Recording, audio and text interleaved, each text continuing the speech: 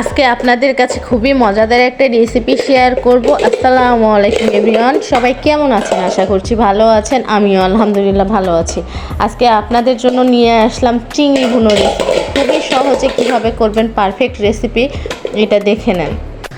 এখানে আমি চিংড়ি কেটে ধুয়ে ভালোভাবে পরিষ্কার করে নিয়েছি। এরপর একটা প্যানে পরিমাণ মতো তেল দিয়েছি। তেল গরম হয়ে আসলে দিয়ে দেবো পেঁয়াজ কুচি।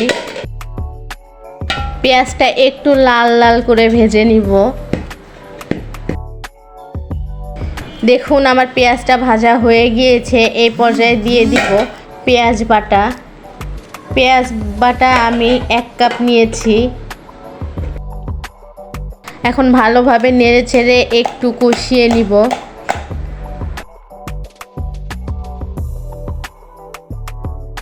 কষানো হয়ে গেলে দিয়ে দিব আদা বাটা 1 টেবিল চামচ, রসুন বাটা 1 টেবিল চামচ। এখন আদা আর রসুনটা একটু ভালোভাবে ভেজে নিব যাতে আদার গন্ধটা না থাকে। এ পর্যায়ে দিয়ে দিব বাদাম বাটা 2 টেবিল চামচ। এখানে আমি কাঠবাদাম পেস্ট করে নিয়েছি, আপনারা চাইলে চীনা বাদাম দিয়েও এটা করতে পারেন। এখন সব কিছু একটু ভালোভাবে মিশিয়ে নিয়ে কিছুক্ষণ ভেজে নিব। বাদাম পেস্ট দেওয়ার কারণে চিংড়ির টেস্টটা অনেক ভালো আসবে।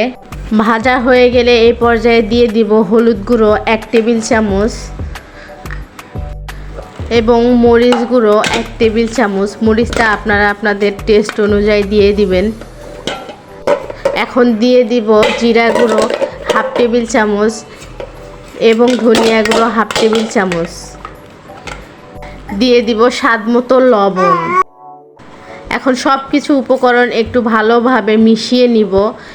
আপনার রান্নার টেস্টটা তখনই ভালো হবে যখন আপনার মশলা কষানোটা সুন্দর হবে। আপনারা খুব ভালোভাবে মশলাটা কষিয়ে নেবেন। যত ভালোভাবে মশলাটা কষাবেন তত রান্নার টেস্টটা ভালো হবে।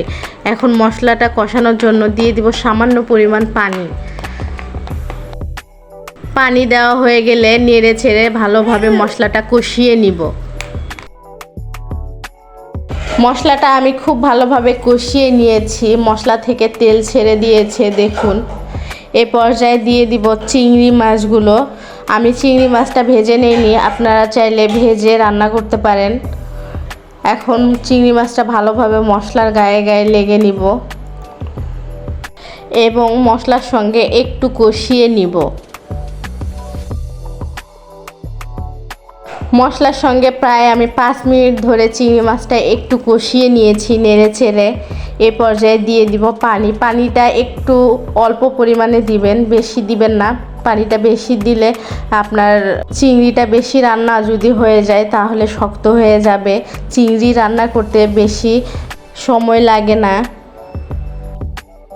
পানিটা দেওয়া হয়ে গেলে ঢাকনা দিয়ে ঢেকে দিব বলক আসা পর্যন্ত। ফিরে আসলাম 5 মিনিট পরে। দেখুন আমার রান্নাতে বলক চলে এসেছে। এ পর্যায়ে একটু নেড়ে ছেড়ে দিব। নেড়ে ছেড়ে দেওয়া হয়ে গেলে আমি আস্ত 4টা কাঁচামরিচ অ্যাড করব ফ্লেভারের জন্য। এখন আর একটু নেড়ে ছেড়ে দিয়ে ঢাকনা দিয়ে ঢেকে দিব ঝোলটা একটু কমে আসা পর্যন্ত। দেখুন রান্নাটা আমার শেষের দিকে, ঝোলটাও কমে গিয়েছে এবং তেলটাও উপরে উঠে এসেছে। এ পর্যায়ে আমি চুলা অফ করে দিয়ে নামিয়ে নিব। চলুন তাহলে আপনাদেরকে পরিবেশন করে দেখাই। দেখুন কত সহজে চিংড়ি ভুনা করে ফেললাম। আপনারা চাইলে এইভাবে একবার বাসায় ট্রাই করে দেখবেন যারা এখনও এইভাবে ট্রাই করেননি। আর ট্রাই করলে অবশ্যই আমাকে কমেন্ট করে জানাতে ভুলবেন না কালারটা কীরকম হয়েছে। খুবই আকর্ষণীয় দেখাচ্ছে, খেতেও ভীষণ মজার হয়েছে।